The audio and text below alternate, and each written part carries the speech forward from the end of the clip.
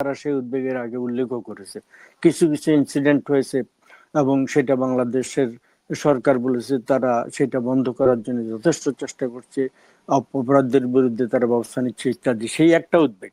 দ্বিতীয় উদ্বেগ হচ্ছে সেটা এমনকি বাংলাদেশে যারা সেকুলার রাজনীতি করেন তাদের অনেকে মনে করেন যে বাংলাদেশে যারা নতুন ভাবে ক্ষমতায় আছেন, ডক্টর ইউনূস না, তিনি বৃদ্ধ মানুষ, মানে অন্তর্বর্তী সরকার প্রধান হিসেবে আছেন, কিন্তু যারা ক্ষমতায় আছেন এবং যে ছাত্ররা বা যে গ্রুপটা ক্ষমতায় আছেন তাদের অনেকে জামাতের সাথে সংশ্লিষ্ট ছিল।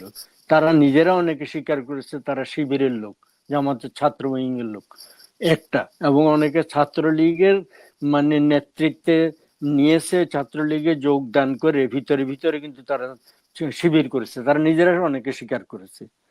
ফলে তাদের কথাবার্তা এবং ল্যাঙ্গুয়েজ, কয়েকদিন আগে মাহফুজ